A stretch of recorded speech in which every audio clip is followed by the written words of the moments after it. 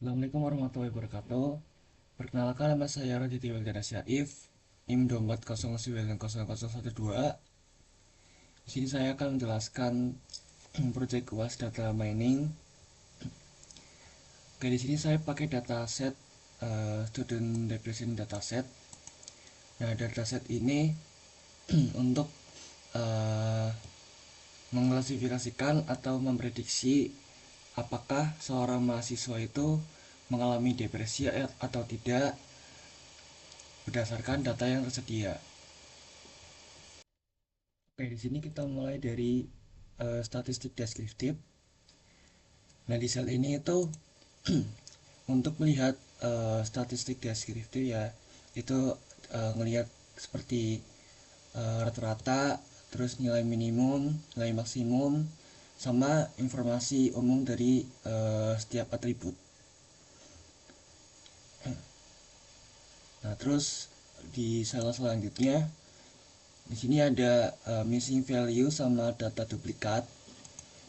Di sini saya cek missing value-nya itu ada 3, terus data duplikatnya tidak ada.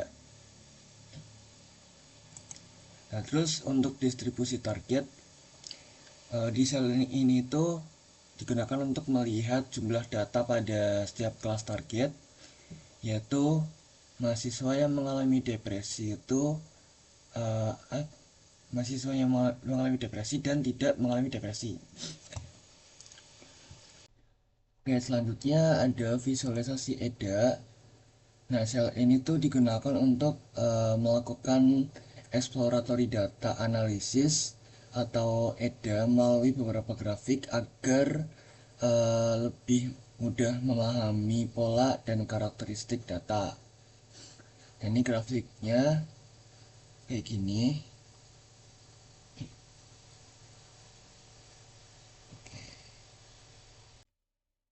Jadi sel selanjutnya di sini ada visualisasi EDA. Nah, di sel ini itu digunakan untuk melakukan exploratory data analysis atau EDA melalui beberapa grafik agar lebih mudah eh, memahami pola dan karakteristik data. Gitu. Ini grafiknya seperti ini. Ada target depression, terus distribusi usia, terus academic pressure vs depression, sama financial stress vs depression. Terus selanjutnya ada correlation heat map. Di sel ini tuh berfungsi untuk melihat hubungan atau korelasi antar fitur numerik menggunakan heat map. Untuk selanjutnya ada data cleaning. Di sel ini tuh digunakan untuk membersihkan data dengan menghapus kolom yang tidak diperlukan serta menangani missing value. Di sini missing value-nya nggak ada alias 0. Terus kemudian di sini ada sel hapus duplikat. Di sini sudah dihapus duplikatnya, udah 0 baris. Terus kemudian ada sel deteksi dan handling outlier. Nah, di sel ini tuh digunakan untuk mendeteksi dan menangani outlier menggunakan metode IQR biar si datanya itu jadi lebih stabil. Terus selanjutnya ada encoding kategorikal. Nah, ini berfungsi sebagai uh, apa ya, mengubah data kategorikal menjadi bentuk numerik agar dapat diproses dan agar dapat diproses oleh algoritma machine learning. Itu. Terus selanjutnya ada fitur selection dan split data. Ini ini digunakan untuk apa ya, memisahkan fitur sama target. Nah, terus nanti uh, membagi dataset menjadi data latih dan data uji. Nah, ini ada 22.000 data train, terus ada 5.500 data tes. Terus selanjutnya di standarisasi ini tuh fungsinya untuk melakukan standarisasi data menggunakan standar scalar biar seluruh fitur itu punya skala yang seimbang. Terus habis itu ada training dan evaluasi semua model. Nah, ini tuh fungsinya untuk melatih 3 algoritma, yaitu logistic regression, terus random forest, sama yang satunya itu support vector machine. Nanti kemudian menghitung nilai evaluasi masing-masing model. Nah, di sini juga ada classification reportnya. Ini classification report di logistic regression.